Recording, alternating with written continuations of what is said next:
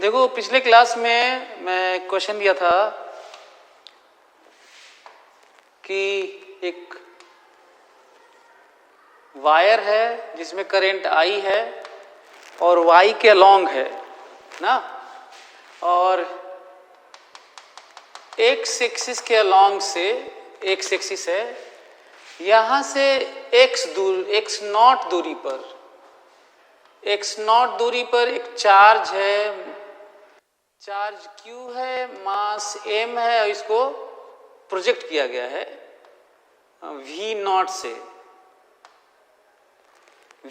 Project किया गया है। बताना है मिनिमम डिस्टेंस ऑफ अप्रोच क्या होगा, मिनिमम डिस्टेंस ऑफ अप्रोच क्या होगा। तो अब ये जो चार्ज प्रोजेक्ट किया गया है ये हम लोग पढ़ चुके हैं, लेकिन अब ऐसे मैग्नेटिक फील्ड में है जो वेरिएबल है। याद करो जो हम लोग शुरू में ही पढ़े कि effect of magnetic field on moving charge inside it, मतलब मैग्नेटिक फील्ड में एक मूविंग चार्ज का पे जो फोर्स लगता है वो क्या करता है, कैसे घुमाता है, वो सर्कुलर मोशन कराता है। याद है हम लोग पढ़े हैं moving charge in magnetic field, ऐसे तो घूमता है। तो अब ये क्यों पढ़ रहे हैं, इसलिए पढ़ रहे हैं क्योंकि अब इसके मैग्नेटिक फील्ड में फेंका गया है। तो कहीं पे भी मैग्नेटिक फील्ड में फेंका जाएगा तो बात उसी तरह की होगी। अब क्वेश्चन कठिन होगा आसान होगा। अब ये कठिन हो गया है, कठिन इसलिए हो गया क्योंकि जिसके मैग्नेटिक फील्ड में फेंका गया है, देखो इधर वायर है तो ये करंट हो गया और ये सब पोजीशन हो गए, तो मैग्नेटिक फील्ड अंदर है, अंदर, इसका मतलब अंदर वाले मैग्नेटिक फील्ड में इसको फेंका गया है। याद करो हम लोग इस तरह का मैग्नेटिक फील्ड में फेंके हैं, लेकिन दिक्कत ये है कि डिस्टेंस के साथ ये मैग्नेटिक फील्ड अलग होता है। इसके करीब में इनफाइनाइट होता है, दूर जाने पे कम होता है और कम होता है, ग्राफ भी खींच चुके हैं। सो वेरिएबल मैग्नेटिक फील्ड में अब ये चार्ज फेंका गया है, तो कांस्टेंट मैग्नेटिक फील्ड अब नहीं रहा। वो पूरा चैप्टर ही जो पढ़े हम लोग वो पूरा कांस्टेंट मैग्नेटिक फील्ड में था, उसमें इलेक्ट्रिक फील्ड भी लगा दिए, पर वो इलेक्ट्रिक फील्ड भी कांस्टेंट था और मैग्नेटिक फील्ड भी कांस्टेंट था और बहुत सारा वेरिएशन रहा देखिए। लेकिन ये और खतरनाक हो गया क्योंकि मैग्नेटिक फील्ड ही वेरिएबल हो गया, इसका मतलब ये सर्कुलर मोशन नहीं होगा। अब देखते हैं कैसे मोड़ता है। ये रहा चार्ज की वेलोसिटी, मैग्नेटिक फील्ड अंदर, तो फोर्स लगेगा इधर की तरफ। अब मुड़ेगा ये, अच्छा जैसे मुड़ेगा तो फोर्स इधर लगेगा, जैसे मुड़ेगा तो फोर्स इधर लगने लगेगा, जैसे मुड़ेगा तो फोर्स इधर लगने लगेगा। इसका मतलब ये कुछ इस तरह का जाकर ऐसे आना है, ये हमें पाना है। मान लेते हैं minimum distance of approach d है। अब ये जा रहा था तो यहां पर वेलोसिटी v है। अच्छा मैं यदि आपसे ये कहूं कि इसकी जो वेलोसिटी v है, यदि मैं आपसे ये कहूं कि ये वेलोसिटी v है, बताइए इसका मैग्नीट्यूड कितना है इस वेलोसिटी v का। तो इसका आंसर है अभी भी मैग्नीट्यूड v0 है, इसका अभी भी मैग्नीट्यूड v0 है, क्योंकि मैग्नेटिक फील्ड चार्ज का स्पीड नहीं बदल पाता, वो तो परपेंडिकुलर ऐसे फोर्स लगता है, हमेशा मोड़ता रहता है, केवल वो स्पीड नहीं बदल पाता, वो काइनेटिक एनर्जी नहीं बदल पाता, वो वर्क डन नहीं करता, वो पावर डिलीवर नहीं करता। तो ठीक है, तो स्पीड अभी भी v0 है, लेकिन दोनों वेलोसिटी बराबर नहीं है, स्पीड बराबर है। हर जगह स्पीड v0 है, हर जगह स्पीड v0 है, क्योंकि स्पीड नहीं बदलता। अच्छा क्यों नहीं बदल पाता? क्योंकि मैग्नेटिक फोर्स हमेशा वेलोसिटी के परपेंडिकुलर लगता है। अब परपेंडिकुलर वेलोसिटी के परपेंडिकुलर फोर्स हमेशा लगता रहे तो स्पीड कहीं नहीं बदलता, जहां लगेगा। ठीक, तो ये पॉइंट है। लेकिन वेलोसिटी बराबर नहीं है क्योंकि डायरेक्शन अलग अलग है। ठीक है, ऐसे क्वेश्चन में जहां पे 2D मोशन हो, 3D मोशन हो और फोर्स अपना डायरेक्शन बदलने लगे, ऐसे इस तरीके का normal normal normal normal normal, ऐसे यहाँ पे ऐसे लग रहा होगा, यहाँ पे ऐसे, यहाँ पे ऐसे फोर्स लग रहा होगा, यहाँ पे ऐसे फोर्स लग रहा होगा, फोर्स ऐसे लग रहा है, देखो कितना खतरनाक फोर्स लग रहा है। और वेलोसिटी ऐसे है, वेलोसिटी ऐसे है, वेलोसिटी ऐसे है और मैग्नीट्यूड भी v नॉट ही है। तो जब ऐसा केस हो तो हम लोगों को मैथमेटिकल एक्सप्रेशन लिख के आगे बढ़ना चाहिए, नहीं तो नहीं होगा, दिखेगा ही नहीं। तो हम लोग देखो, हम लोग मैथमेटिकल नहीं लिखे थे जब कांस्टेंट मैग्नेटिक फील्ड में जब घूम रहा था, लेकिन अभी बड़ा खतरनाक है, इसलिए इसी मोमेंट पर वेलोसिटी मान लेते हैं। इस मोमेंट पर vxi प्लस vyj, ठीक है। और एक और चीज याद रखो, इस मोमेंट पर भले ही vxi vyj मान लिए हैं, पर इसका मैग्नीट्यूड जानते हो कितना है? इसका मैग्नीट्यूड है under root vx square plus vy का स्क्वायर, और वो मैग्नीट्यूड बदला नहीं है।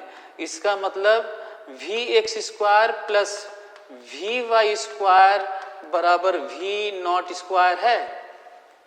और ये जो जिसके लॉन्ग करेंट है उसको y मान लेते हैं ना, ये दिया हुआ था और ये ओरिजिन है O, ठीक है। ये क्यों लिखा हूं? क्योंकि स्पीड नहीं बदलेगा। अब हम लोग लगाते हैं, क्योंकि अब ये खतरनाक क्वेश्चन है, सोचना मुश्किल है। यदि हम लोग ये सोचने लगे कि ये इसका radial acceleration, radius of curvature, और ये मुड़ रहा होगा, माना कि ये XY पॉइंट है इस टाइप का, तो सोच के लिखेंगे F बराबर ma Newton laws of motion की तरह, तो बड़ा मुश्किल हो जाएगा। फिर हमें जाना होगा 2D इक्वेशन में और मैथमेटिकल एक्सप्रेशन में, वेक्टर फॉर्म में। तो एक नई सीख मिल रही है हम लोगों को कि जब भी इस तरह की बातें हो जहाँ पे खतरनाक एक्सप्रेशन हो, वहां पे हमें वेक्टर फॉर्म में जाना चाहिए, Q V क्रॉस B।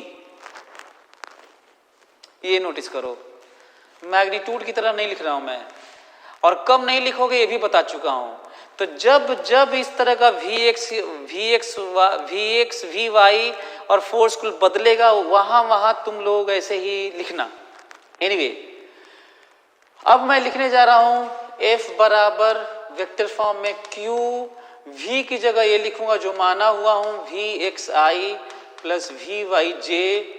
अच्छा, ये फिर से याद दिला दो, हम लोग क्यों नहीं, जैसे हम लोग पहला चैप्टर पढ़े थे वैसे क्यों नहीं लिख रहा हूं? क्योंकि कम समझ में आएगा, रियलाइज कम कर पाएंगे हम लोग, सोच नहीं पाएंगे। फिर 2D 3D में जो इतना खतरनाक वेरिएशन होता है, हम लोग मैग्नीट्यूड के फॉर्म में केवल कहाँ सोच पाते? जब 9th वाला जो याद करो, 1D में केवल सोच पाते हैं हम लोग, साइन से काम चला लेते हैं। जब 2D 3D की बात होती है, वो भी खतरनाक वेरिएशन होने लगे, तो हमें वेक्टर फॉर्म में ही जाना चाहिए। अच्छा, क्रॉस, जरा इसका मैग्नेटिक फील्ड देखो। तो पहले तो ये कर लेते हैं कि मान लेते हैं कि ये पोजीशन XY है। और एक और चीज नोटिस करो, जब जब इस तरह की बात हो ना, पाथ की, वेरिएशन की, खतरनाक ढंग से फोर्स लगने की, मुड़ने की, रेडियस ऑफ कर्वेचर बदलने की, तब तो तुम्हें जनरल एक्सप्रेशन लिखना होगा। जैसे मैं लिखा हूं, माना कि कोई पॉइंट XY है, माना कि V की वैल्यू Vxi प्लस Vyj है। अब मैं निकाल रहा हूं फोर्स वेक्टर, ठीक है। तो बताओ XY का क्या मतलब है? इसका मतलब ये है कि ये है X और ये है माइनस Y टाइप का ना, Y माइनस वैल्यू है उसका अपना XY। तो बताओ दूरी हमें X वाला ही चाहिए, तो ये देखो mu naught I by 2 pi D K। लेकिन देखो इधर x है ना, इधर x है, इधर y है, तो z इधर है, और जबकि मैग्नेटिक फील्ड अंदर है, तो इसका मतलब इसको माइनस के करना होगा। ये देखो माइनस के, माइनस लगा दिया, अंदर की तरफ फील्ड है ना, देखो अंदर की तरफ, इस वायर का फील्ड यहाँ पे अंदर की तरफ है, तो माइनस के। देखते हैं वैल्यू क्या आती है। F बराबर, जरा देखो तो J और K का क्रॉस पहले ले लो ताकि I हो जाए। तो J क्रॉस I कितना होता है? J क्रॉस I, नहीं सॉरी, J क्रॉस K कितना होता है? J cross I J K, J cross K I होता है, I कैप, और माइनस तो है ही, तो देखो J वाला ले रहा हूं क्रॉस, तो Q मल्टीप्लाई किया, Q Vy mu naught by 2 pi x minus I cap. ये मैं कौन सा लिखा हूं, जे क्रॉस के लिखा हूं ताकि पहले ही आई लिख दूं, और अब ये वाला क्रॉस लेने जा रहा हूं इसके साथ, आई क्रॉस के आई जे के आई क्रॉस के माइनस जे होता है, तो एक तो माइनस जे होगा, आई क्रॉस के एक तो माइनस जे होगा, एक माइनस माइनस प्लस हो जाएगा, तो प्लस होगा Q we x mu not I भी I divided by 2 pi X J. ठीक है, ये फोर्स है। अब मैं लिख रहा हूं F बराबर एम ए, F बराबर एम ए लिखोगे तो तुम्हें मिलेगा ऐसे, एक्सेलरेशन बराबर F बराबर एम ए ना,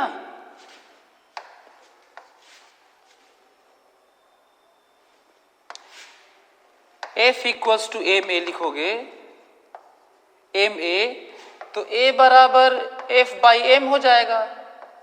ठीक है, ये, या फिर यूं कह लो कि एफ एक्स एफ वाई लिख लेते हैं, ऐसे देख लो, ये देखो तो एफ एक्स बराबर एम ए एक्स ठीक लिखा हूं, और एफ वाई बराबर एम ए वाई, ये तो कहीं भी लिख सकते हो, एफ जेड बराबर एम ए जेड, ये तो छोटी सी बात लिखा हूं मैं, ये तो समझ में आ ही रहा होगा। ये देखो ये एफ एक्स है, इसका मतलब q v y mu not I by 2 pi x बराबर एम ए एक्स, और माइनस के साथ, सॉरी माइनस है, और ये देखो ये एफ वाई है, q we x mu not I by 2 pi x बराबर एम ए वाई। ठीक है,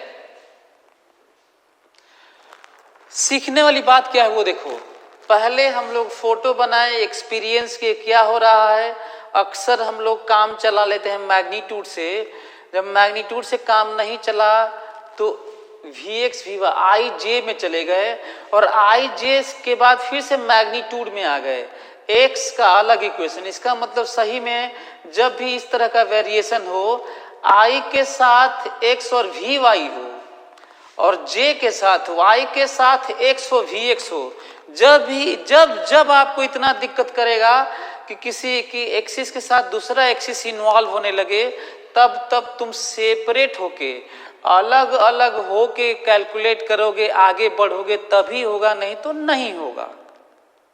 एक तो ये पॉइंट है जो आपको समझना होगा। तो चलो फिर मैं आगे बढ़ता हूं और इसको मिटा देता हूं अब, है ना, ये पार्ट इसको नोट कर लेना, और ये मिटा देता हूं मैं। देखो तो अब ये जरा नोटिस करो क्या है, ये है ए एक्स बराबर है minus q mu not I v y by 2 pi m x. सही है। अब मेरे दिमाग में ये आ रहा है कि मिनिमम डिस्टेंस ऑफ अप्रोच कब होगा, जब उसकी वेलोसिटी प्योर y की तरफ हो जाएगी, x की तरफ कोई भी वेलोसिटी नहीं रहेगी। देखो और पास जाता रहेगा, यदि वेलोसिटी ऐसे होगी तो कुछ इधर भी जाता रहेगा, वेलोसिटी ऐसे होगी तो कुछ इधर भी जाता रहेगा। उधर जाना तभी बंद होगा जब उधर कोई कंपोनेंट नहीं होगा, फिर उसके बाद मुड़ जाएगा। तो जब इस तरह की बात आए, जब मिनिमम डिस्टेंस ऑफ अप्रोच आए, तब तुम ऐसे ही सोचना, x के लॉन्ग वेलोसिटी नहीं होगी तभी x के लॉन्ग नहीं जाएगा, पूरा का पूरा वी वाई के लॉन्ग। इसका मतलब वी एक्स जीरो करना होगा, और जब वी एक्स जीरो करना होगा और x की ही लिमिट दी गई है और x ही मिनिमम निकालना है, तो क्यों न x वाली ही बात की जाए, x वाली बात की जाए और x के टर्म में ही बात की जाए, राइट। ये एक अच्छा पॉइंट है जो हम लोग को जानना बहुत जरूरी है। कहीं और भी कर सकते हो, मैं वो याद करो, ग्रेविटेशन में एक स्टार आता है, एक स्टार है, कोई एस्ट्रॉयड आता है, कोई कॉमेट आता है, कोई हेवनली बॉडीज आती है, और आती है उसको, मान लो ये स्टार है ना, आती है और इसके करीब में ऐसे होते हुए हमेशा के लिए चली जाती है। मिनिमम डिस्टेंस बताना होता है, तभी यही सोचना होता है। वहाँ पे एनर्जी कंजर्वेशन करते हैं और एंगुलर मोमेंटम कंजर्वेशन करते हैं। बहुत बड़ा क्वेश्चन बन जाता है, बहुत बढ़िया है ना। ऐसे ऐसे सुनने को मिलता है, नासा वाले बताए हैं कि एक कॉमेट आ रहा है, एक एस्ट्रॉयड आ रहा है, और वो आ रहा है, धरती को अप्रोच करेगा, मिनिमम डिस्टेंस से जाएगा और फिर कभी नहीं आएगा। क्यों? क्योंकि उसका पैराबोलिक पाथ था। क्यों? क्योंकि उसका हाइपरबोलिक पाथ था। तो पैराबोलिक या हाइपरबोलिक पाथ होगा फिर तो कभी नहीं आएगा, उसकी स्पीड फिर लौटने वाली नहीं होती। लेकिन ज्यादातर जो बहुत सारे अर्थ के करीब में भी बात होती है, कहते हैं कि अर्थ के करीब में आ रहा है, आ रहा है, आ रहा है, और मिनिमम डिस्टेंस ऑफ अप्रोच होगा अर्थ के करीब से, और फिर जाएगा, और फिर इलिप्टिकल पाथ होता है, जाएगा फिर लौट के आएगा, 5000 साल बाद आएगा, 50,000 साल बाद आएगा। ये कैलकुलेशन होता है, जो कैलकुलेट करता है वो भी जिंदा नहीं रहता होगा, बस कैलकुलेट करके बता देता है। तो लौट के कौन से हेवनली बॉडीज आते हैं, कॉमेट या एस्ट्रॉयड आते हैं, जो इलिप्टिकल पाथ बनाते हैं, उसमें भी मिनिमम डिस्टेंस ऑफ अप्रोच की बात होती है। तो बहुत सारी जगह होती है इस तरह की बातें, और जहां जहां ऐसी बातें होती हैं वहां पे हमें इस तरह की बात ही करनी होती है, जैसे मैं कर रहा हूं। अगला पॉइंट, अब याद करो, इसको डील करना है। हमारे सामने कितना खतरनाक है, एक्सेलरेशन अलोंग एक्स है और यहाँ पे वेलोसिटी अलोंग वाई है। एक्स तो ठीक भी है, क्या किया जाए? जब एक्सेलरेशन वेरिएबल हो ना, कांस्टेंट नहीं, एक्सेलरेशन वेरिएबल हो तो बेसिक्स किया जाता है। और जब एक्स का एक्सप्रेशन हो, वी एक्स और एक्स का ऐसे हो, तो हमें लिखना होगा v x d v x by d x, ऐसे लिखना होगा, और माइनस, और ये वी वाई से काम नहीं चलेगा, ये भी वेरिएबल है तो यहां से हटा लेते हैं। वी वाई की वैल्यू क्या होगी जरा देखो तो, प्लस माइनस अंडर रूट, यहां से वी वाई निकालो, यहां से v not square minus v x square. तो यहां पे क्या मिलेगा, यहां पे मिलेगा q mu not I by 2 pi m x, और ये देखो मैं क्या लिख रहा हूं, plus minus under root v not square minus v x square. देखो कितना कितना फायदेमंद रहा वी वाई को इस रिलेशन से, क्योंकि स्पीड तो बदलेगा नहीं, हमेशा स्पीड कांस्टेंट रहेगा, तो उसका फायदा उठाया हूं, और मेरा एक ये टर्म वी एक्स और एक्स में चला गया। और एक और चीज नोटिस करो, बहुत सारे बच्चे गलती करते हैं, टीचर्स तक गलती करते हैं, जानते हो, ये रटे रहते हैं, इसको v d v by d x लिख देते हैं। भाई तुम x वाला जब इक्वेशन लिख रहे हो, तुम x वाला ही लिख सकते हो। अब गलती क्या होती है उनसे, वो प्रैक्टिस किए रहते हैं 1D वाला, 1D में x के लॉन्ग चला गया, डिस्प्लेसमेंट डिस्टेंस रहता है, और वहां पे vx ही v होता है, vy तो होता ही नहीं है। तो वहां पे v dv बाई dx भी लिखना ठीक है, चाहे ये भी लिख लोगे तो भी ठीक है, लेकिन अब उल्टा करोगे ना, यहां पे लिख दोगे v dv बाई dx तो रिजल्टेंट मान लिया जाएगा। तो फिर से फोकस करो मेरी बात पे, जब 2D 3D का स्टडी किया करो, एक्सप्रेशन लिखा करो, आगे बढ़ा करो, तो जो तुम 1D की तरह लिखा करते थे v dv by dx, dv by dt, वो सब अब नहीं चलेगा।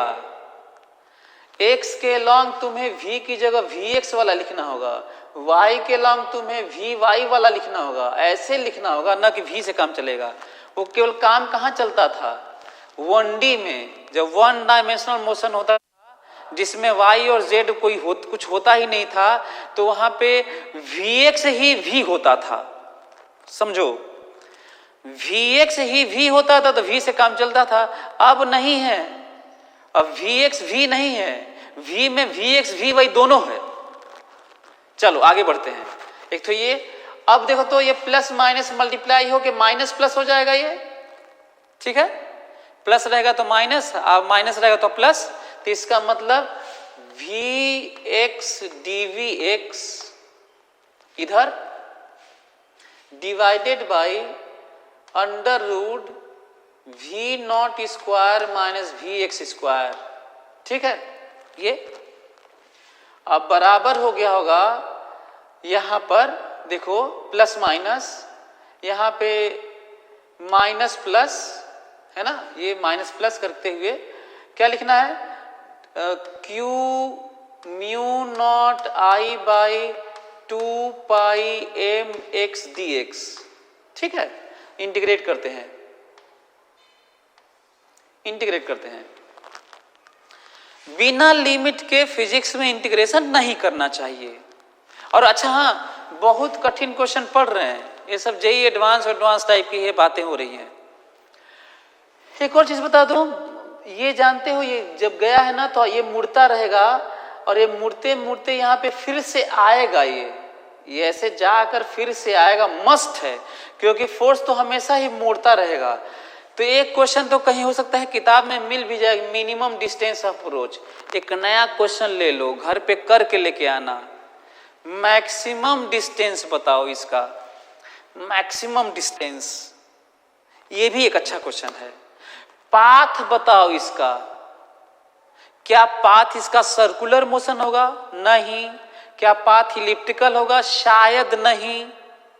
नहीं। क्या पैराबोलिक हाइपरबोलिक है? वो तो होगा ही नहीं, क्योंकि पैराबोला हाइपरबोला क्लोज नहीं बनाते। अब तो पाथ होगा कैसा? तो मैं कहूंगा शायद अननोन होगा। क्या अननोन कर्व होने जा रहा है? शायद कोई ऐसा कर्व जो अंडा टाइप का होगा, है ना। तो एक तो ये पॉइंट है, तो घर पे इसका पाथ निकाल कर लेके आना, कहीं मिलने वाला नहीं है। नया क्वेश्चन फ्रेश लो, और ये वाला मैक्सिमम डिस्टेंस वाला निकाल के आना। फिलहाल मैं मिनिमम वाला निकाल रहा हूं। बिना लिमिट के फिजिक्स मत करना।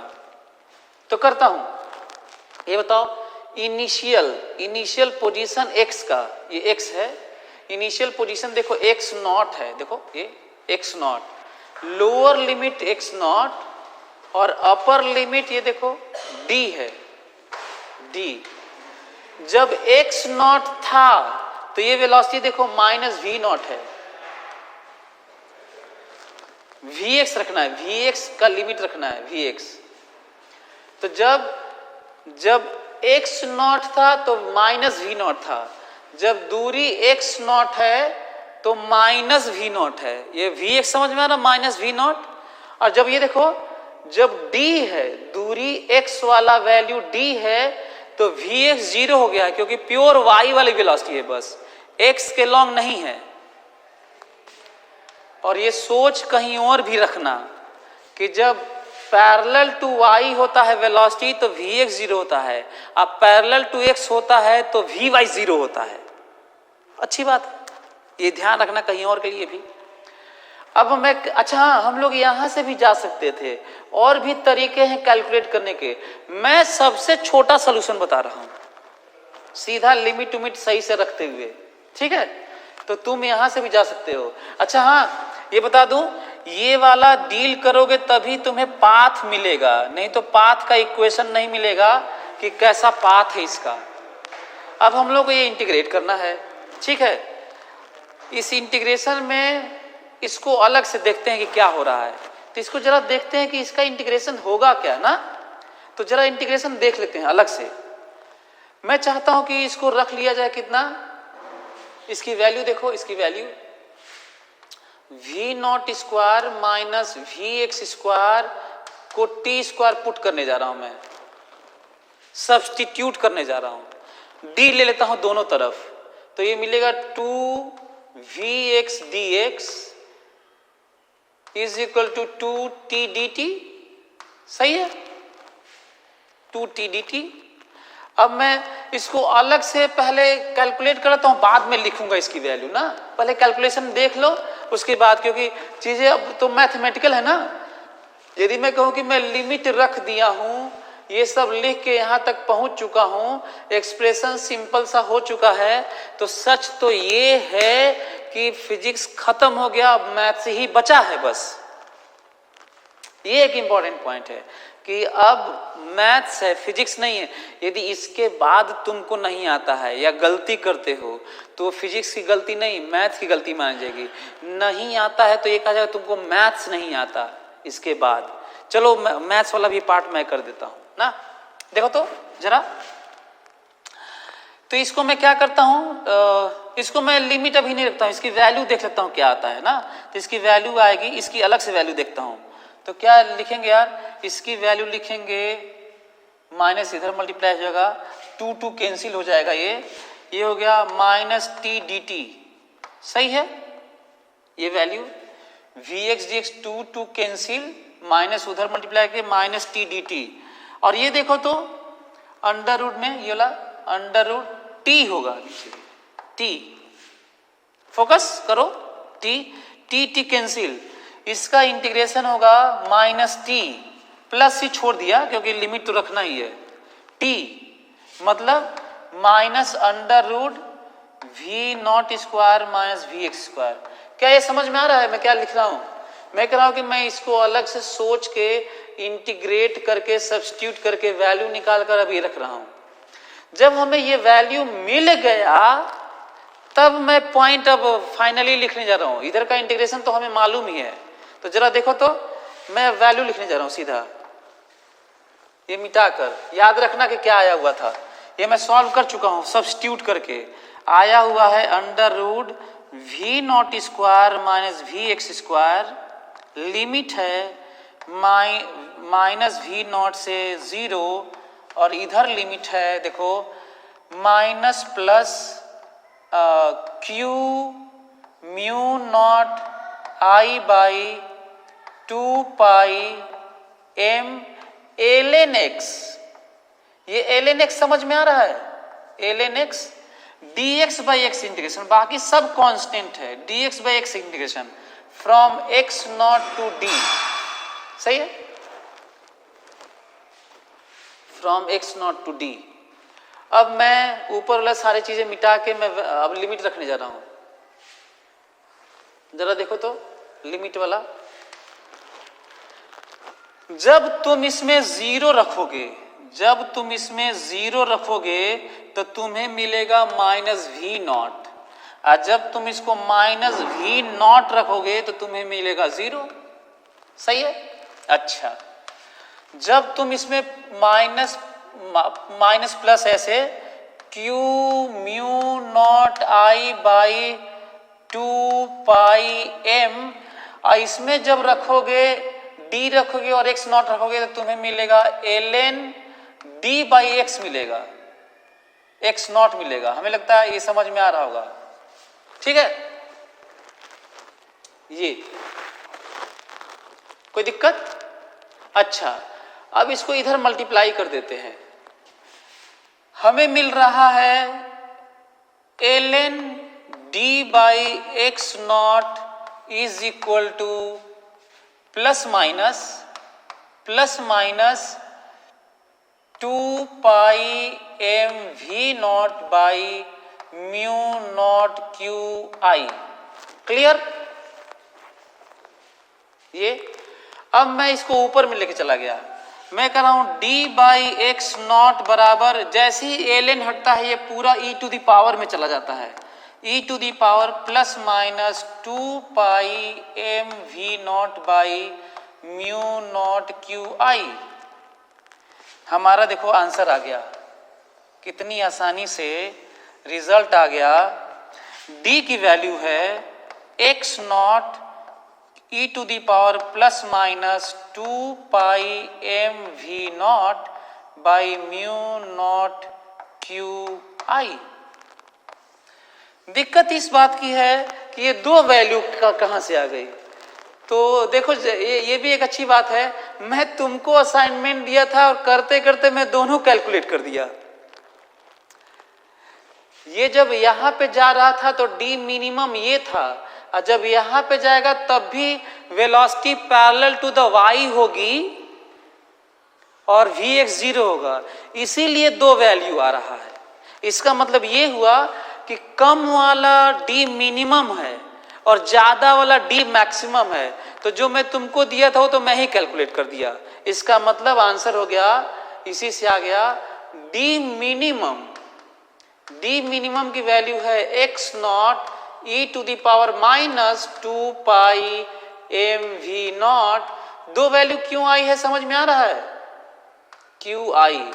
और डी मैक्सिमम है e to the power plus है 2 pi M V not by mu not Q I. जल्दी से लिख लो तुम लोग।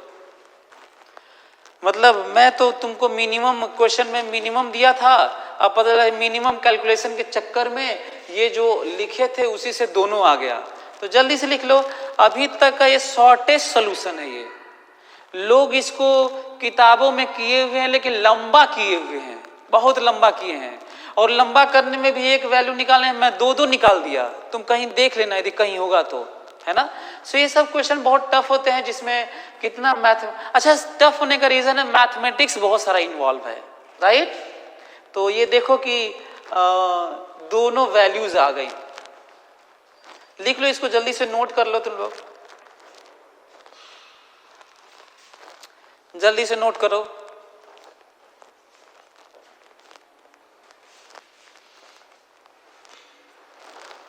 अच्छा यदि मैं कहता कि minimum radius of curvature path traced by this charge, एक अच्छा क्वेश्चन है। मिनिमम रेडियस ऑफ कर्वेचर, पता है मिनिमम रेडियस ऑफ कर्वेचर कहाँ बनेगा, यहां बनेगा। जहां फोर्स ज्यादा होगा ना वहां रेडियस ऑफ कर्वेचर कम होगा। तो जल्दी से कैलकुलेट कर लो इसको और ये लिख लो वैल्यू, यही आंसर है। इसी के दो पार्ट है। माइनस लिखोगे तो मिनिमम होगा पावर ई के पावर, अब प्लस लिखोगे तो मैक्सिमम होगा। अब ये देखो मैं पाथ तुमको बना के दिखा देता हूँ, रिजल्ट तो आ ही गया ना। अब मैं तुम्हें पाथ दिखाता हूँ। पाथ देखो तो पता है, पाथ अलग से बना के दिखा देता हूँ। पाथ ये है, जब हम लोग यहाँ से फेंके थे ना इसको, यहाँ से V नॉट से, पाथ ऐसा बनेगा, पता है ऐसे देखो पाथ ऐसा बनेगा। एक सही में अंडा टाइप का बनने वाला है। जो निकाले थे मिनिमम वाला ना, ऐसा पाथ बनने वाला है। ये जो डी मिनिमम निकाले थे वो ये वाला था, और डी मैक्सिमम देखो ये वाला है। This is D maximum. कितना इंटरेस्टिंग है ना, सही में अंडा टाइप का ही बना भी है। जानते हो मिनिमम रेडियस ऑफ कर्वेचर यहां होगा, यहां पे मैक्सिमम होगा। And this is not ellipse, ये इलिप्स नहीं है। इलिप्स में सिमेट्री होती है दोनों तरफ, तो यहाँ पे ज्यादा रेडियस ऑफ कर्वेचर बनेगा। यहाँ पे रेडियस ऑफ कर्वेचर ज्यादा क्यों बनेगा, क्योंकि यहाँ पे फोर्स कम है। यहाँ पे फोर्स कम क्यों है, क्योंकि यहाँ पे इसका मैग्नेटिक फील्ड कम है यहाँ पर। अब तुम्हारे पास असाइनमेंट क्या हो गया है, तो मैक्सिमम वाला ही बता ही दिया। अब तुम्हारे पास असाइनमेंट बचा है, वो बचा है तुम्हें निकालने वाला पाथ। इसका इक्वेशन निकालो, ट्रैजेक्टरी निकालो। अच्छा यहाँ पे तुम मिनिमम जो रेडियस ऑफ कर्वेचर यहाँ पे बना होगा, रेडियस ऑफ कर्वेचर इस तरह का बना होगा, और यहाँ पे रेडियस ऑफ कर्वेचर इस टाइप का बना होगा। देखो समझ में आ रहा है। यहाँ पे रेडियस ऑफ कर्वेचर क्या लिखोगे तो रेडियस ऑफ कर्वेचर मिलेगा, बताओ। यहाँ पर भी V नॉट है। देखो मैं रेडियस ऑफ कर्वेचर कितनी आसानी से निकाल रहा हूँ। देखो मैं ये कर रहा हूँ कि force toward centre is equal to mass into acceleration toward centre. तो मैं फोर्स टुवर्ड सेंटर क्या लिखूंगा, Q V। यहाँ वाला B लिख लोगे क्योंकि D मिनिमम तो आ ही गया है, तो यहाँ वाला B लिख लो, यहाँ वाला। और अगला ये देखो m into V square by R. आपको नहीं लगता है कि B लिख लोगे और V नॉट नोन है, V नॉट बदल नहीं रहा है, R आगे देखो। सो यहां लिखोगे तो अच्छा B समझ में आ रहा है क्या लिखना है। B की वैल्यू कितनी है बताओ, B क्या लिखें। B की वैल्यू है म्यू नॉट I बाई 2 पाई और D मिनिमम।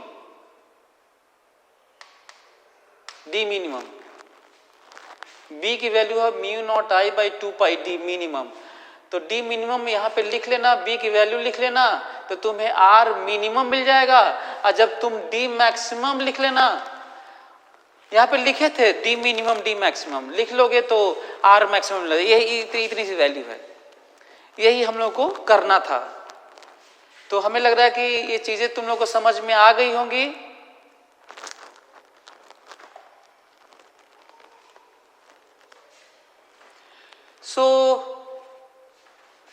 तुम लोग का पाथ निकालना। अच्छा, पाथ निकालो कैसे, मैं हिंट दे देता हूं। याद करो जो मैं दिया था वैल्यू, जो निकाले थे हम लोग, ए वाई भी निकाले थे।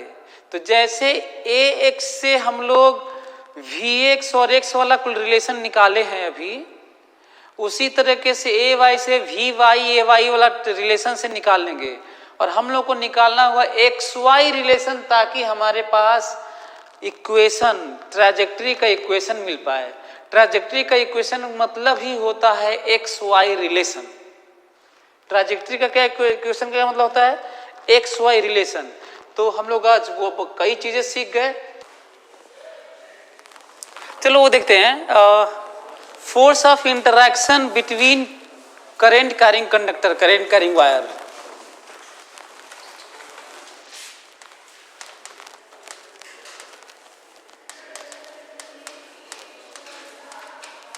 force of interaction between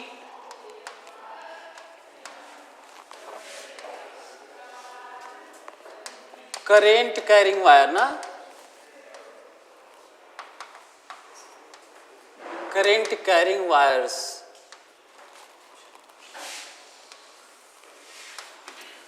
force of interaction between current carrying wires। ये थोड़ा नया चैप्टर है, नया टॉपिक है, और इस नया टॉपिक में एक करंट कैरिंग वायर का फील्ड होगा तो दूसरे को इंटरैक्ट करेगा, मतलब उसका फील्ड उससे इंटरैक्ट करेगा तो फोर्स लगेगा, मतलब चल रहा है, उसी तरह की बात हो रही है। तो यदि हम लोग के पास, अच्छा ये इसमें पैरेलल भी लिख सकते थे, लेकिन फिलहाल रहने देते हैं, वो अभी फिलहाल पैरेलल की बस बात करते हैं, सेंस यही रहेगा। यदि दो पैरेलल I1 और I2 हो तो आपस में इंटरैक्ट करते हैं, फोर्स लगता है। इसका क्यों फोर्स लगता है, क्योंकि हम लोग पढ़ चुके हैं मैग्नेटिक फील्ड में करंट कैरिंग वायर रहता है तो मैग्नेटिक फील्ड से फोर्स लगता है। ये भी पढ़ चुके हैं कि current carrying wire magnetic field create करता है। तो ये पूरी स्पेस में मैग्नेटिक फील्ड क्रिएट किया हुआ है, और उस फील्ड में तुम इसको रखे होगे तो इस पे फोर्स लग रहा होगा। अच्छा उल्टा कर लेते हैं, ये भी पूरी स्पेस में मैग्नेटिक फील्ड क्रिएट किया हुआ है, उसमें तुम इसको रखे होगे। ये सेंस बहुत जरूरी है।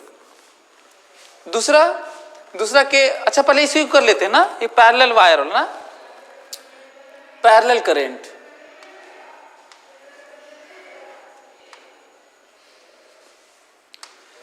पैरेलल करंट की बात कर लेते हैं। अच्छा इसके लिए मैं आप लोगों को दिखा देता हूं वैल्यू। देखो ये देखो, यदि करंट फ्लो कर रहा है इसमें तो ये बेंड करता है ना, इसका जो फोर्स होता है ना, इसका जो फील्ड होता है अंदर होता है, और अंदर होता है तो फील्ड अंदर, करंट इधर की तरफ तो फोर्स इधर लगेगा, एक दूसरे को अट्रैक्ट करते हैं ये। अब हमें अपने टाइम का हमें याद आता है कि हमें याद ही नहीं रहता है कि पैरेलल करंट अट्रैक्ट करते हैं कि opposite anti parallel current attract करते हैं। तो ये हमें याद नहीं रहता था, तो मैं ऐसे निकालता था कि ऐसे बना लेता था, फिर इसके कारण फील्ड निकालता था, फील्ड अंदर और फील्ड अंदर, तो फिर ऐसे करंट फील्ड अंदर तो इधर ना, तो फिर तो पता चलता था हमको कि अट्रैक्ट करते हैं। आप भी ऐसे कर सकते हैं यदि आपको याद नहीं आता। अच्छा कई बच्चों के साथ ऐसा होता है ना, रटे रहते हैं वो और फिर थोड़ा भूल जाते हैं, कहते हैं कि अरे यार क्या था, ले पैरेलल अट्रैक्ट रिपेल। तो ये नहीं करना है जब आप और बहुत ज़्यादा टाइम नहीं लगता है कि आप ऐसे बहुत ज़्यादा दबाव डाल के सोचते ही रहें।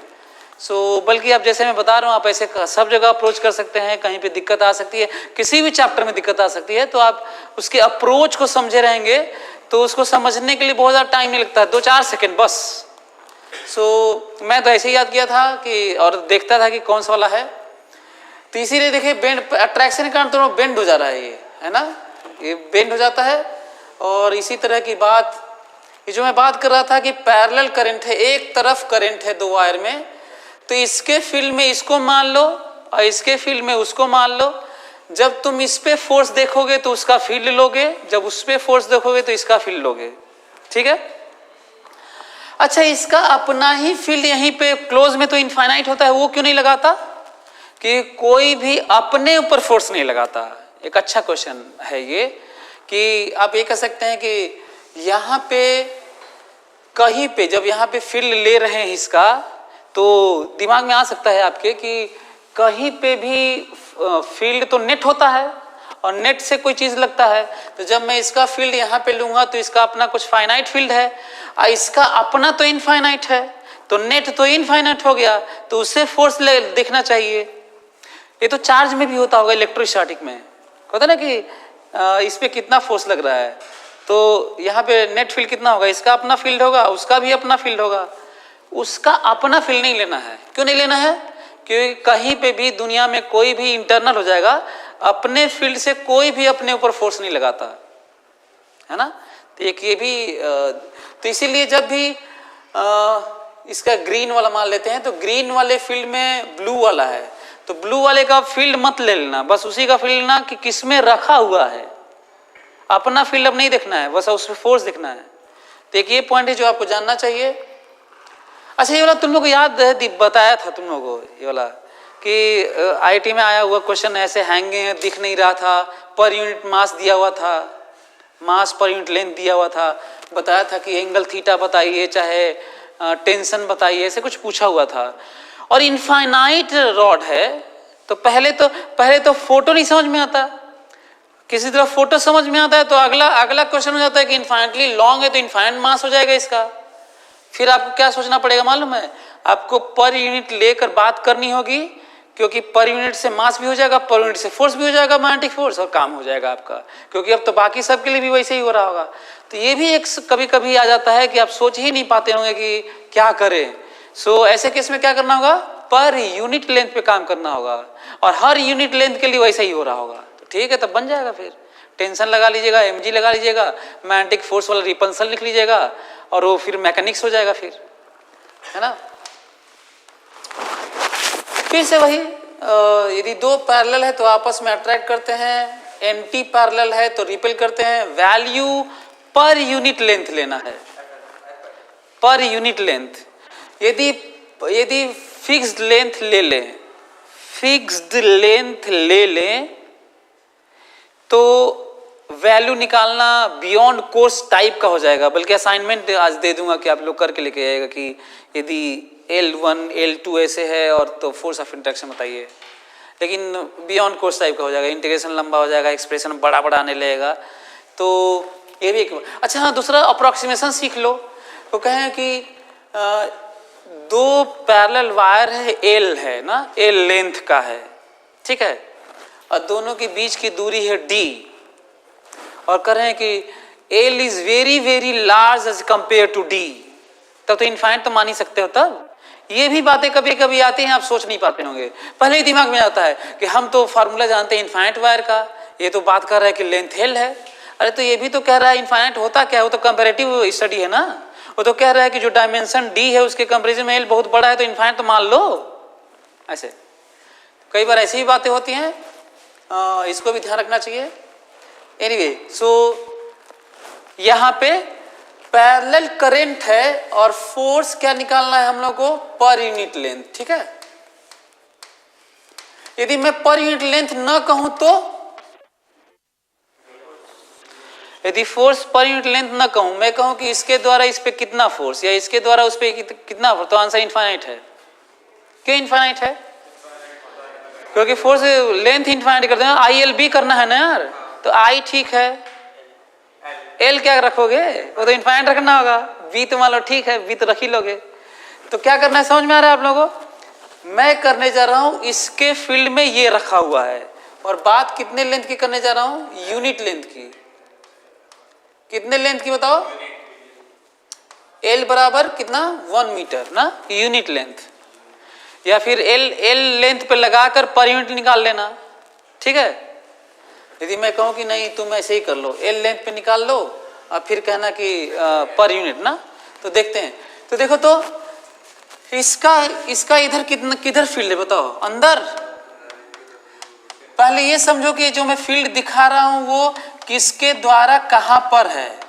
मैं I1 के द्वारा इधर की तरफ फील्ड दिखा रहा हूं और केवल I1 के द्वारा है, I2 ले ही नहीं रहा हूं। मैं देखना चाहता हूं कि I2 वाले पर फोर्स कितना लग रहा है, ठीक है। अच्छा, तो यदि फील्ड अंदर है I1 का और I2 करंट ऐसे है तो फोर्स कैसे लगेगा, करंट फील्ड फोर्स, सही है। और फोर्स की वैल्यू कितना है बताओ, ये देखो क्या लिख रहा हूं I2, क्योंकि जिस पे फोर्स दिखाना है उसका करंट होता है, एल लेंथ लिया हूं, और ये देखो क्या लिख रहा हूं B1, सही है। कुछ लोग ऐसे करते हैं कि फोर्स ऑन 2, ऐसे करते हैं, फोर्स ऑन 2/1, ऐसे एक ही बात है। मैं वो सब नहीं लिख रहा हूं ना, मैं बता दिया हूं किसके द्वारा किस पे है, क्या ले रहा हूं। तो इसका मतलब फोर्स कितना हो गया, देखो I2, L कितना L, और B1 कितना बताओ, म्यू नॉट I/2 पाई, और डिस्टेंस नहीं दिया था, डिस्टेंस है D। तो बताओ ये D ठीक लिखा हूं, देखो तो सही है। तो बताओ फोर्स L लेंथ पर फोर्स कितना हो गया, mu not I1 I2 L/2 पाई/d, सही है। लेकिन नोटिस करो मैं अपने से L लिया था, ये बात नहीं हो रही कि एक के द्वारा दूसरे पे फोर्स कितना है। अच्छा, इसी की बात भी कर रहा था कि L इनफाइनाइट हो तो इनफाइनाइट हो तो फोर्स इनफाइनाइट हो जाएगा, फिर तो सेंसलेस हो जाएगा, बाकी वाला एक्सप्रेशन भी बेकार हो जाएगा। इसीलिए ये वाला जो बात है ना, फोर्स पर यूनिट लेंथ, हमें क्या कहना होगा, F/L कहना होगा। और F/L की वैल्यू कितनी होगी, mu not I1 I2/2 pi d। जल्दी से लिख लो, this is force per unit length. और फोर्स पर यूनिट लेंथ में सिमेट्री आ गई, नोटिस करो, फोर्स पर यूनिट लेंथ में पूरी सिमेट्री आ चुकी है। इसका मतलब I1 के द्वारा I2 पर कहो, चाहे I2 के द्वारा I1 पे कहो, वैल्यू तो यही रहेगा, वैल्यू यही रहेगा। तो सिमेट्री का भी कई बार ख्याल रखना चाहिए।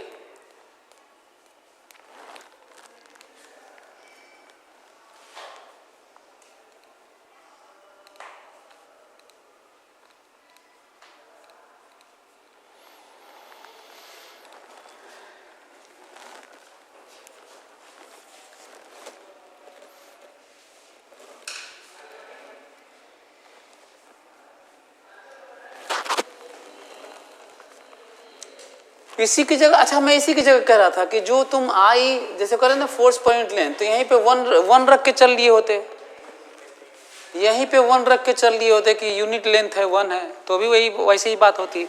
तब तुम पहले से कहते रहते कि पर यूनिट लेंथ है, तब L की बात नहीं करते। तो ये एक इम्पॉर्टेंट था, मैं ये भी बता रहा हूँ कि क्यों पर यूनिट लेंथ ले रहे हैं। यदि पर यूनिट लेंथ नहीं लेते, कहते एक के द्वारा दूसरे पर फोर्स, तो फिर हो जाता इनफाइनाइट।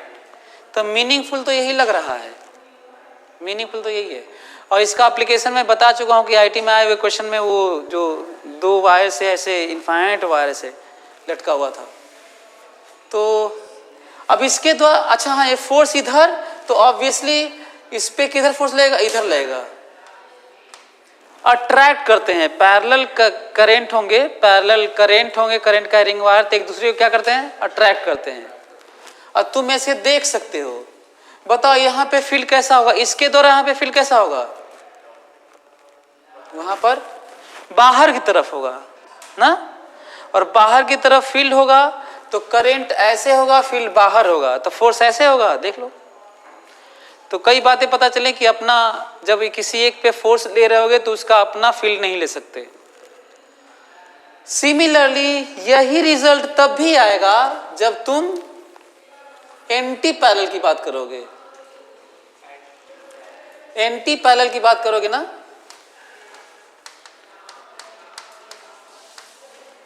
एंटी पैरेलल करंट की बात करोगे, तो तब भी तुम्हारी वैल्यूज ऐसे ही आएंगी। यदि इधर I1 है और इधर I2 है और दोनों के बीच में डिस्टेंस कितना है D, तो तुम्हें दिखेगा फोर्स इधर लगेगा और उतना ही मैग्नीट्यूड का फोर्स इधर लगेगा।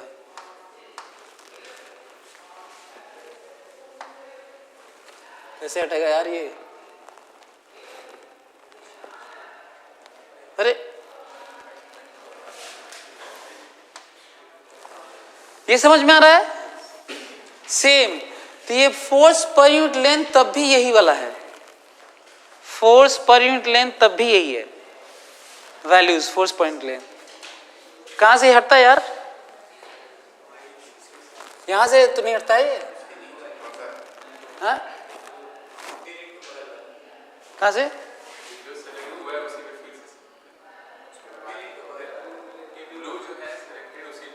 ये वाला?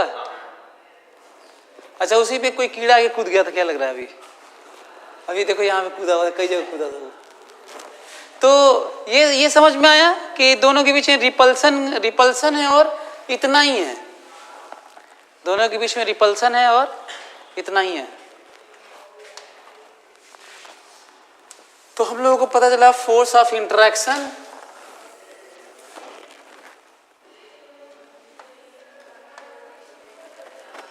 अच्छा ये बताओ कि यदि एक वायर है, इसमें करंट I1 है और एक वायर है ऐसे है L लेंथ का, इसमें I2 है और दूरी D है ना, इसमें I2 है, लेंथ L है, ठीक है, लेंथ L है, I2 है और दूरी D है इसमें। तो आप लोगों ने लग रहा है यही पढ़े थे अभी जस्ट। तो बताओ इस पे फोर्स किधर लगेगा और कितना लगेगा? कैसे कैसे करोगे? कहोगे कि ये किस फील्ड में रखा हुआ है, कहोगे कि ऐसे है, फील्ड अंदर है ना, यहाँ पर I1 के कारण फील्ड है, I1 के कारण फील्ड है और फोर्स इस पे इधर लगेगा क्योंकि करंट इधर है और फील्ड इधर है, इसका उसी में रखा हुआ है, तो फोर्स इधर लगेगा और फोर्स की वैल्यू होगी ILB1 ना, B1 फील्ड में रखा है, तो कितना फोर्स की वैल्यू होगी? I2L mu naught I by 2 pi D, ठीक है। यदि कहा जाए कि फोर्स बताइए फाइनाइट लेंथ पर, तो रियली में जो पीछे लिखे थे वही वाला तो लिखना था इसमें। तो इसको क्या कहेंगे? Force on finite length current carrying conductor by infinitely long wire having current I1। अच्छा, पिछले वाले में भी इनफाइनाइटली लॉन्ग वायर था, पिछले वाले में भी जो अभी निकाले थे पर यूनिट वाला, उसमें कंडीशन मतलब हम लोग मान के चल रहे थे कि इनफाइनाइटली लॉन्ग वायर है, दोनों पैरेलल है ना। अब इसके ऊपर एक और क्वेश्चन कैसे आया हुआ है सब्जेक्टिव में, ध्यान सुनना। तो ऐसे, यदि एक वायर I1 है, हॉरिजॉन्टल वायर है, उसके ऊपर एक वायर है L लेंथ का, मास M है और करंट इधर की तरफ है I2 ना, I2 I0 ऐसे, मास M है और इक्विलिब्रियम में है। ये कितने दूर तक इक्विलिब्रियम, कितने दूरी पे इक्विलिब्रियम है? D दूरी पर ना, ऐसे। तो क्वेश्चन ये है कि इसको इधर से ऐसे मार दें तो ऐसे करने लगेगा, या फिर ऐसे बीच से ऐसे मार दें तो फिर ऐसे ऊपर नीचे करने लगेगा। बताना है टाइम पीरियड ऑफ ऑसिलेशन क्या है। सोचिए कितनी संभावनाएं हैं मैकेनिक्स या SHM पूछने की। मतलब यहाँ पे किसी तरह से फ्लेक्सिबल वायर से ऐड है, वो ज्यादा फोर्स नहीं लगा रहा है, ये रिपल्सन के कारण। अच्छा, रिपल्सन होगा ना ये, हाँ, ये हॉरिजॉन्टल वायर है, इसके जस्ट ऊपर एक current carrying, opposite current carrying finite length का है, L लेंथ का, और मास M है और इक्विलिब्रियम में है। तो इक्विलिब्रियम में कैसे करोगे इसको? कहोगे नीचे mg है और ऊपर फोर्स है, दोनों बराबर है। तो एक तो इक्विलिब्रियम डिस्टेंस पूछा जा सकता है, करंट पूछा जा सकता है, ये सब क्वेश्चन है। दूसरा क्वेश्चन ये आया हुआ है कि इसको यदि हम लोग ऐसे थोड़ा सा प्रेस कर दें, चाहे इधर कर दें, तो ऊपर कर दोगे तो भी ऐसे ऐसे करने लगेगा, दबा के छोड़ दोगे तो भी ऐसे ऐसे करने लगेगा, और बताना है स्मॉल ऑसिलेशन का टाइम पीरियड। अच्छा, ज्यादा दबा देंगे तो ऑसिलेशन तो करेगा, एसएचएम नहीं होगा, क्योंकि अप्रोक्सीमेशन पे एसएचएम होगा। तो जल्दी से फोटो इसको बना लो और क्वेश्चन लिखो।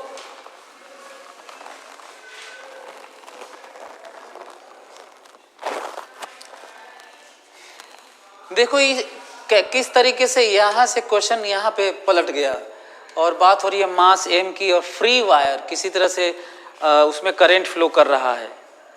तो ये सब क्वेश्चंस बहुत सारे इस तरह के बनाए जा सकते हैं, लेकिन कभी भी कैसा भी बनाया जाएगा, लेकिन फार्मूले जो रहते हैं ना वो सब नहीं बदलते, उसी में मैकेनिक्स लगाकर हमें बताना होता है।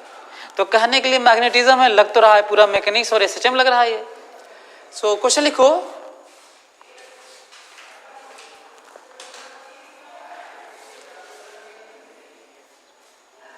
As shown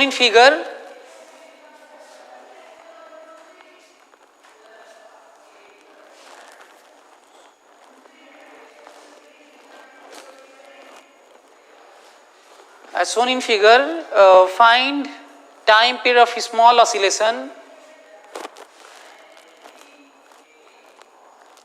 Find time period of small oscillation after displacing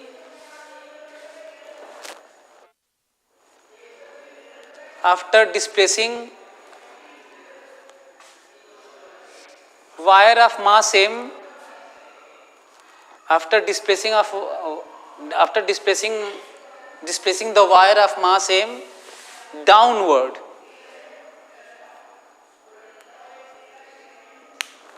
बस इतना ही, बाकी तुम लोग घर पे ट्राई करके निकाल के लेके आना कि इसकी वैल्यू क्या है ना। तो किस तरीके से इस तरह के क्वेश्चन बनते हैं।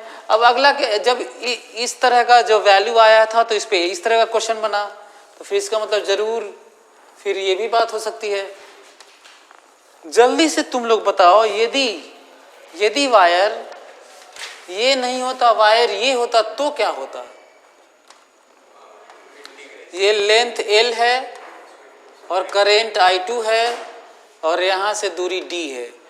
जल्दी से फोटो क्वेश्चन लिखो। फाइंड फोर्स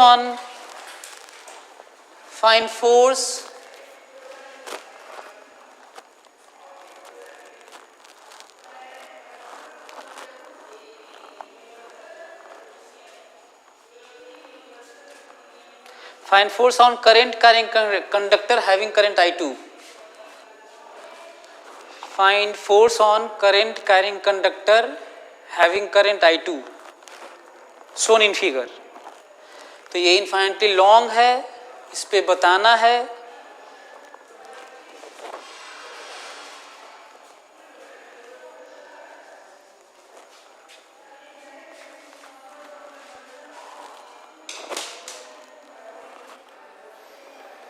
लेंथ L है, करंट I2 है, उसमें I1 है।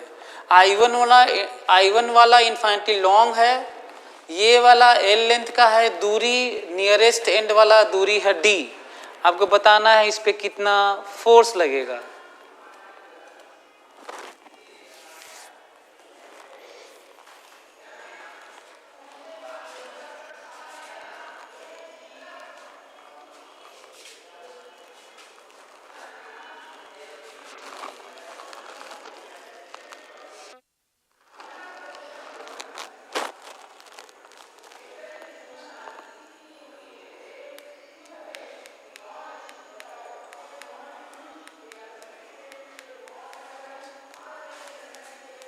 आ गया? चलो, इतना टाइम सफिशिएंट है, इतने में तो आ जाना चाहिए था। अब हम लोग इसको ILB नहीं लिख सकते। I मतलब I2, L मतलब L और B नहीं लिख सकते, क्योंकि B आपको मालूम नहीं है। क्यों मालूम नहीं है? क्योंकि B तो हम लोग जब पूरे L में B लिखते हैं तब वो मानते हैं ना। फिर से सुनो मैं क्या बोल रहा हूँ। फोर्स की वैल्यू जो अक्सर ये वही वाली गलती हो रही है जैसे 9th में पढ़ने के बाद बच्चे 1D में कहीं पे भी वेरिएबल एक्सप्रेशन में भी वही 3 इक्वेशन लगाते हैं, वही वाली गलती हो रही है। हम करें ILB जब कहीं यूज करोगे तो जानोगे नहीं क्या क्या है। I ठीक है करंट है, L ठीक है लेंथ है, तो B भी तो जानोगे ना B क्या है। B क्या है? कांस्टेंट मैग्नेटिक फील्ड है। B क्या है? हाँ तो यहाँ नहीं है, तो एक तो ये है जो आपको ध्यान देना था। तो तब तो इंटीग्रेट करना पड़ेगा। इंटीग्रेट कैसे करोगे? कहोगे यहाँ से दूरी लेंगे x और ये लेंगे dx, ठीक है। इसका फील्ड यहाँ पे किधर है बताओ? नीचे अंदर में?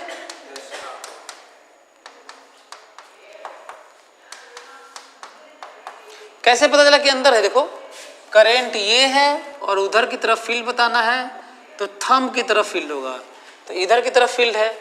अच्छा अब इधर की तरफ फील्ड है और इस पे करंट इधर है, तो ये करंट इधर और फील्ड इधर, फोर्स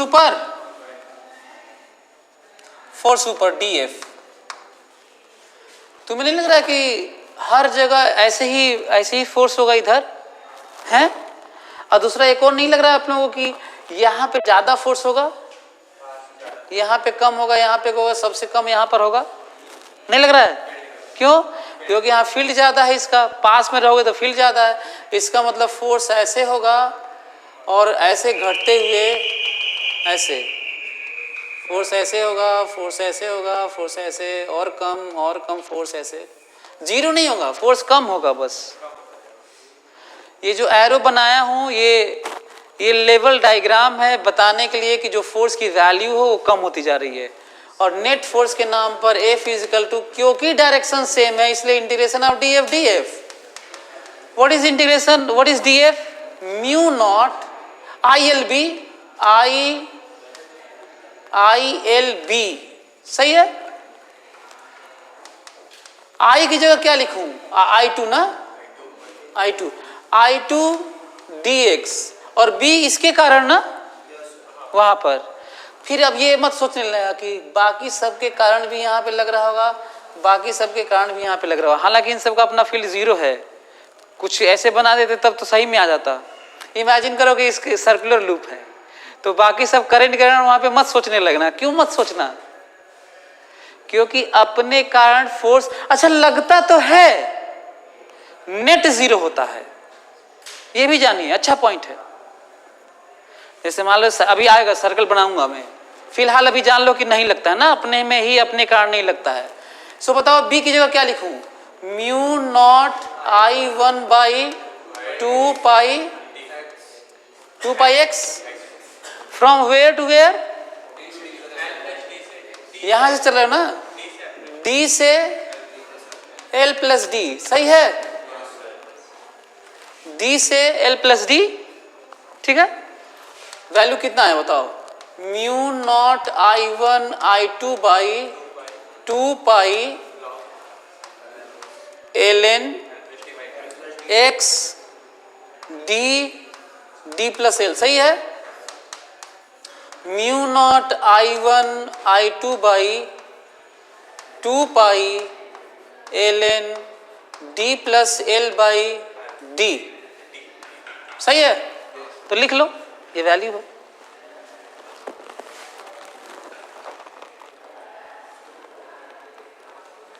अच्छा इसी में आप लोगों को नहीं लगता एक और क्वेश्चन पूछा जा सकता है ऐसे? जैसे मान लो मैं कहता हूं कि इस मोमेंट पर इस तरह रख के पूरा डेटा दे दूं, D है, इसका लेंथ L है, I2 है, ये I1 है ना, आंसर तो आ गया है, फोर्स आ गया है। यदि मैं कहता हूं कि इसको जस्ट फ्री छोड़ दूं, यहां पर इसको मैं जस्ट ऐसे ही फ्री छोड़ दूं, आपको बताना है प्योर ट्रांसलेट करेगा purely translational motion, purely rotational motion, translational with rotational can not से, कौन सा होगा ये?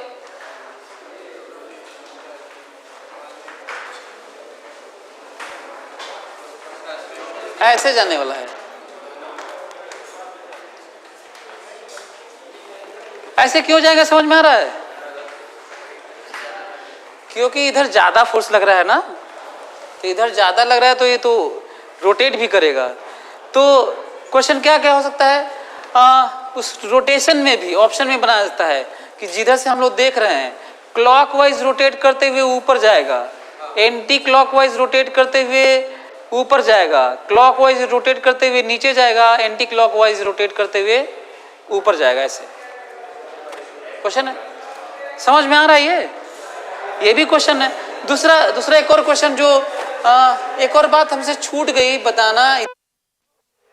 अभी हम लोग इसमें कहते हैं I1 है, इसमें I2 है, लेंथ L है, D है।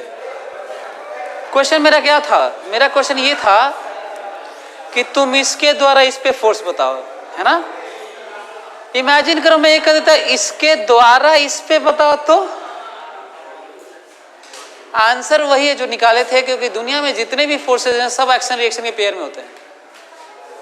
तो यदि आज सही में तुम लोग मान लो निकालने लगे इसके द्वारा इस पे, तो हमको लगता है 3-4 पेज चला जाएगा, हो सकता है ना भी आए तुमसे, तो ढेर खतरनाक हो रहा होगा वो। तो पूछा है इसके द्वारा इस पे, और तुम निकालो कौन सा वाला, इसके द्वारा उस पे, और इसके द्वारा उस पे निकालोगे तो जो आ जाएगा वही आंसर किसके द्वारा किस पे है, उसके द्वारा इस पे भी है, क्योंकि दुनिया में सब जगह एक्शन रिएक्शन के पेयर में फोर्स होते हैं।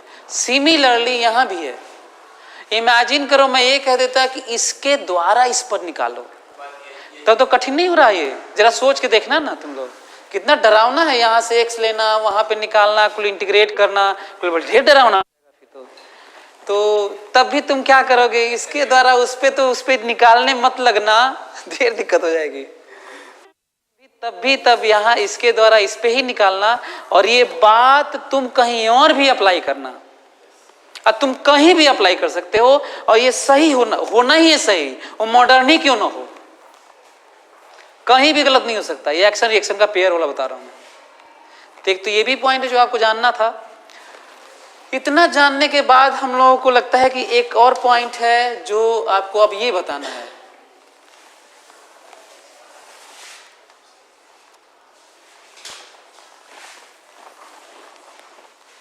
अब आपको ये बताना है, यदि करंट ऐसा है I2, है ना, और कोई करे कि इसमें बताइए फोर्स कितना लग रहा है, ये कह देते स्क्वायर वायर है, चाहे ये A है, ये B है, और यहां से ये D है।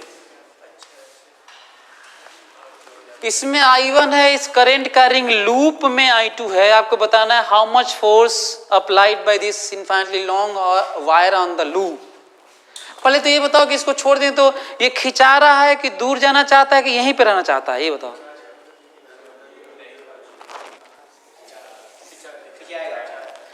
एक्सपेंशन नहीं, वो तो बढ़ ही नहीं सकता। मैं कह रहा हूँ पूरा लूप इधर जाएगा कि पूरा लूप इधर जाएगा कि यहीं रहेगा, कि इधर स्लाइड करेगा कि इधर स्लाइड करेगा, इधर जाएगा। क्यों? ये देखो, यदि मैं कहूं कि ABCD ये लूप के जो लेंथ है, जो सेक्शन है, यदि मैं कहूं कि इस पे फोर्सेस किस पे किधर लगेंगे, तो इस पे किधर लगेगा बताओ। ये किस इसके कारण किस फील्ड में है, ये बताओ। इसमें है,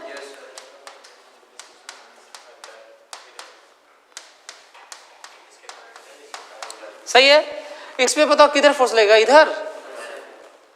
ये है F1, इस पे बताओ किधर लगेगा, इधर F2, ठीक है। ये F1 F2 क्यों मैं बोला हूं पता है, क्योंकि दूरी अलग अलग है, लेकिन इन दोनों में सिमेट्री है, इसीलिए मैं इसको FF कहूंगा, ऐसे, और इधर ऐसे। बताओ ये आज हम लोग इसका कैलकुलेट किए हैं कि नहीं किए हैं, इसका भी किए हैं। दोनों लिख लेना और रिजल्टेंट लेना। ये वाला बड़ा है कि ये वाला बड़ा है, ये वाला, क्योंकि यहाँ पे फील्ड ज्यादा है, यहाँ पे कम है। लेकिन ये अचानक से IL भी नहीं लिख सकते, जो आया था ना LN वाला वो लिखना है। पर अच्छी बात है कि सिमेट्री है, इसलिए दोनों क्या है, कैंसिल है। क्लियर हुआ? इसका मतलब इधर उधर इसको जाना नहीं है। ये वाला since F1 is greater than F2, और वैल्यू भी लिख सकते हो। F1 की वैल्यू लिख लोगे, क्या लिखोगे F1 के? इसके कारण I2L और B उसके कारण लिख लेना यहाँ पर ना, और ये वाला भी फोर्स लिख लोगे, I2 L की जगह B, ये वाला, और मैग्नेटिक फील्ड ILB लिखना है ना, तो मैग्नेटिक फील्ड कितना दूर वाला है, इतना दूर वाला, ये कितना दूर है, mu naught I by 2 pi दूरी ना। तो जल्दी से लिखो तो, find net force on loop, question लिखो, find net force on loop.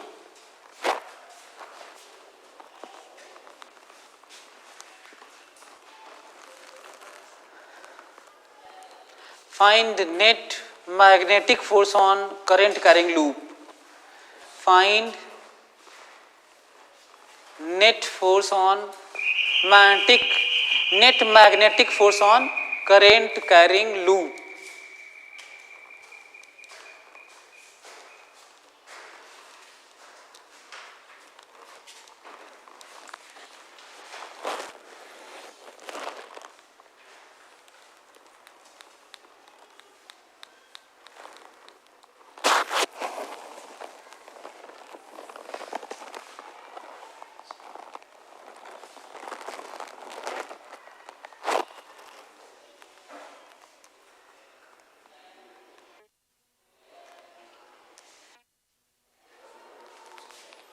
लिख लिए? चलो इधर देखो, ये दोनों तो कैंसिल हो गया, इस पे मैग्नेटिक फोर्स इधर, इस पे मैग्नेटिक फोर्स इधर, इस पे मैग्नेटिक फोर्स इधर, इस पे मैग्नेटिक फोर्स इधर। एफ नेट की वैल्यू है F1 माइनस F2। F1 की वैल्यू देखो क्या लिख रहा हूं, I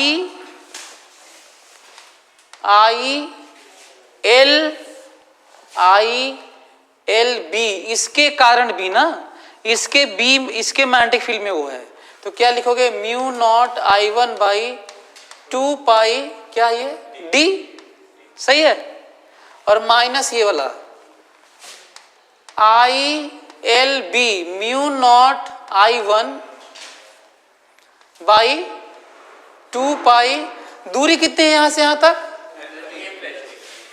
A प्लस D, इसको सॉल्व कर लेना, कितना आ रहा है करने पे, हाँ कुछ कॉमन होना आ गया होगा ना इसमें, क्या आ गया है कॉमन बताओ, mu not I1 I2 B, हाँ ए भी आया होगा ना, ऊपर ए नहीं आया है भाई, 2 पाई D प्लस, सही है। अब इसे ग्राफ भी खींच सकते हैं नहीं, as a function of distance है, मान लो अप्रोक्सीमेट ले लेते, दूरी ले जाके ये सेंटर की दूरी दे देते, तो उसके अनुसार भी प्लस माइनस करके लिख लेते। अच्छा ये बताओ कि ये भी तो क्वेश्चन हो सकता है इसी पे, बहुत सारे मल्टीपल चॉइस में, कि ये एक्सपैंड होना चाहता है कि कंप्रेस होना चाहता है, ये यदि यहाँ पे रखेंगे, ये तो समझ में आया कि पास जाना चाहता है, इधर स्लाइड नहीं करेगा, पैरेलल टू वायर नहीं बल्कि टूवर्ड्स वायर। अच्छा मान लो ऐसे करंट दे दिया होता तो उधर दूर जाने लगता है ना, पैरेलल वाला ज्यादा फोर्स है और एंटी पैरेलल वाला कम फोर्स है, और जब हम लोग ऐसे कर देते तो करंट एंटी पैरेलल वाला ज्यादा हो जाता है ऐसे, तो फिलहाल अभी कंप्रेस करना चाहता है वायर के एक्सपैंड होना चाह रहा है, ये भी एक अच्छा क्वेश्चन है, ये भी अच्छा क्वेश्चन है। जल्दी से तुम ये कैलकुलेट करो तो,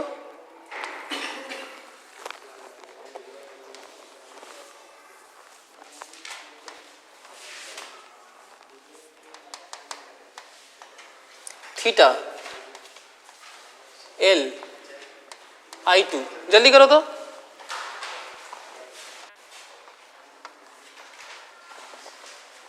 find force on current carrying wire, find force on current carrying wire,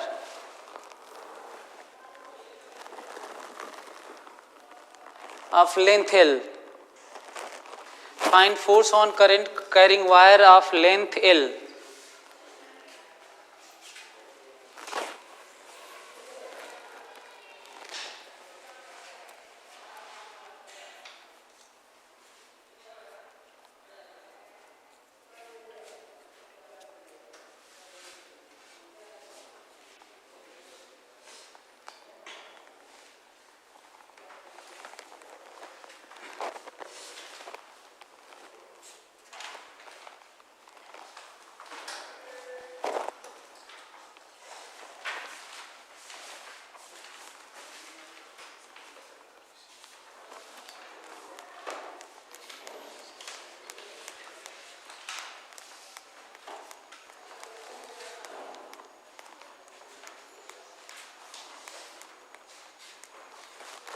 हो गया?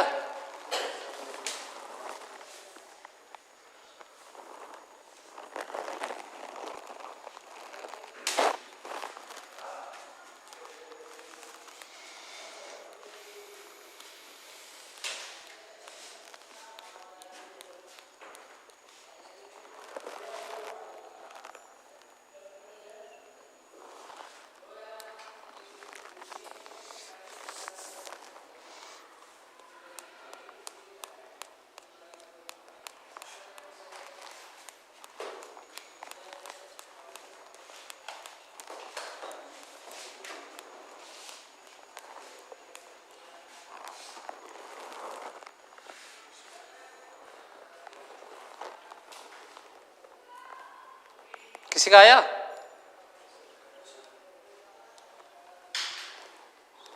चलो टाइम ओवर। देखो तो इधर टाइम कम है, देखो नोटिस करो तो। चलो मान ले रहे हैं कि थोड़ा टाइम और लगाओगे तो हो जाएगा। प्रॉब्लम क्या है, टीचर्स तक क्या कंफ्यूज होते हैं कई बार। ध्यान से सुनना तो मेरी बात। ऐसे करते हैं कि एक काम करते हैं, इसका कंपोनेंट ये ले लेते हैं और इधर कंपोनेंट ले लेते हैं और फिर इफेक्टिव लेंथ ऐसे ले लेते हैं। ये सब चीजें नहीं कर सकते। ठीक वैसे ही जैसे लोग यहाँ पर कभी कभी ऐसे कर लेते हैं, कहते हैं कि यहाँ पे मैग्नेटिक फील्ड ले लेते हैं, I2 ले लेते हैं और बीच वाला मैग्नेटिक फील्ड ले लेते हैं। लीनियर वेरिएशन होता है तो बीच में ले भी सकते हो, 1/, में होता है मैग्नेटिक फील्ड। तो ये जो लेंथ इफेक्टिव लेंथ है, ऐसे ले लेके रिजल्टेंट लगा दोगे, गलत आएगा। तुम मजबूरी है तुम्हें ये करना कि माना कि डिस्टेंस कितना है x और यहाँ पे लेना होगा dx। और अच्छी बात क्या है मालूम है, इसका मैग्नेटिक फील्ड अंदर है। अभी भी जो थ्योरी थी ना कि एक के मैग्नेटिक फील्ड में दूसरा है और अपना मैग्नेटिक नहीं है, वही वाली बात अभी चल रही है। बताओ इसके कारण मैग्नेटिक फील्ड अंदर है कि नहीं? यदि करंट ऐसे है इसका और मैग्नेटिक फील्ड अंदर वाले में रखा हुआ है उसके मैग्नेटिक फील्ड में, तो फोर्स ऐसे लगेगा और सबका फोर्स ऐसे लगेगा, सबका फोर्स ऐसे लगेगा। हाँ, यहाँ वाला ज्यादा होगा, यहाँ वाला ऐसे ज्यादा होगा, फिर कम होते होते यहाँ पे कम हो जाएगा। जो मैं आज बात किया था, तुम्हें नहीं लग रहा है कि वही वाली बात है ये? लेकिन दिक्कत किस बात की मालूम है, जब मैग्नेटिक फील्ड लिखोगे ना, तुम्हें डिस्टेंस ये वाला लिखना है। तो बताओ फोर्स की वैल्यू कैसे लिखूंगा? फोर्स की वैल्यू लिखूंगा मैं, फोर्स की वैल्यू लिखूंगा integration of df that is I L। ये L समझ में आ रहा है? L ये L और B क्या लिखना है मालूम है? देखो B इस डिस्टेंस के लिए लिखना है। बताओ ये डिस्टेंस कितना है? ये x cos थीटा है ये, और वहां से दूरी कितना हो जाएगा? So mu not I1 by 2 pi L plus x cos theta. लेकिन घबराना मत, cos थीटा कांस्टेंट है। दे दिया हूं क्या?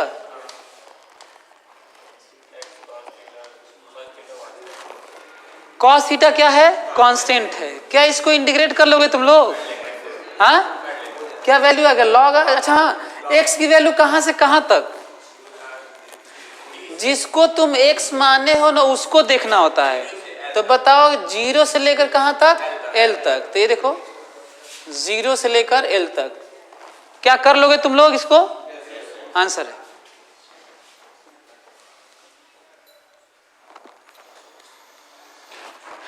तो ये बताओ ये वाला क्यों गलत हो रहा था? ऐसे कंपोनेंट लेके लिख देना, ऐसे लिख देना, क्या गलती था इसमें?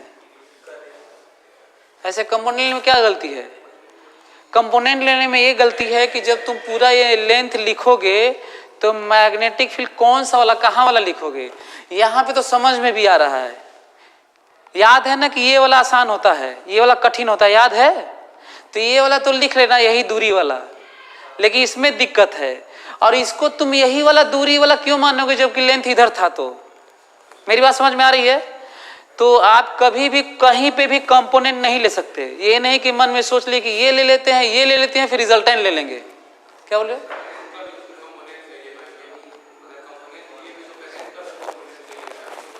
नहीं होता ना कि करंट मान लेते हैं कि इधर करंट है और इधर करंट है, उसका इफेक्टिव जैसे जैसे मैं बता रहा हूँ क्या सोचते हैं, उनके दिमाग में आता है कि फोर्स ऐसे आएगा तो कुछ फोर्स इधर आएगा, कुछ फोर्स इधर आएगा, या इधर आएगा इधर आएगा ऐसे, और कह देते हैं कि उसका रिजल्टेंट लेंगे बाद में। टेढ़ा तो आ ही रहा ना ये, अरे फोर्स तो इधर ही आ रहा है, तो कंपोनेंट लेते हैं। तो मैं तुम्हें क्या आइडिया दे रहा हूं, तुम जब कहीं पे भी कंपोनेंट ले तुम्हें सोचना होगा कि क्या ठीक है, कहीं भी ले लोगे तुम कंपोनेंट। चलो एक घर से करके लेके आना क्वेश्चन जल्दी, ये वाला तुम लोग कैलकुलेट करके लिख लेना, ठीक है।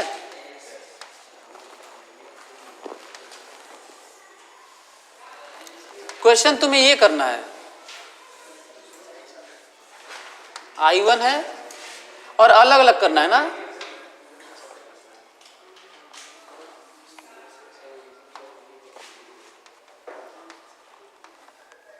ये है D, रेडियस है R और करंट है I2, और फिर और ये है, ये देते हैं इक्वल लेंथ ना, ए और ये है D। अच्छा ये मत करना कि इसका इफेक्ट यहाँ पे क्वेश्चन है ना, I1 है, 2 क्वेश्चन है और आपको बताना है find force on equilateral triangle and circle current carrying circular loop.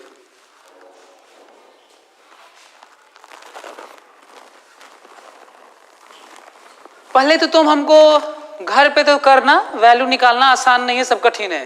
क्या ये तुम इसका आंसर बता सकते हो किधर जाएगा ये? इसके बारे में क्या ख्याल है आपका? ये ऊपर जाएगा, नीचे जाएगा, कि केवल इधर जाएगा, कि केवल इधर जाएगा, कि टेढ़ा कहीं जाएगा ऐसे? क्वेश्चन तो पहले यही है।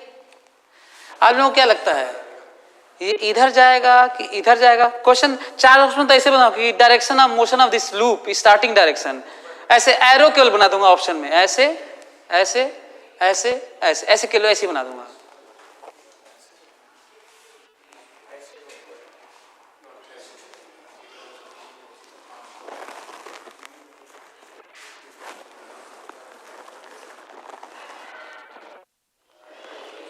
अच्छा तुम लोग के लिए डरावना हो जा रहा होगा ना, समझ में आ रहा क्या किया जाए, बड़ा दिक्कत हो गया ये इक्विलैटरल ट्रायंगल। अच्छा इसका बता दोगे तुम लोग? कल से इसका तो बता दो, इसका बता सकते हैं आप लोग?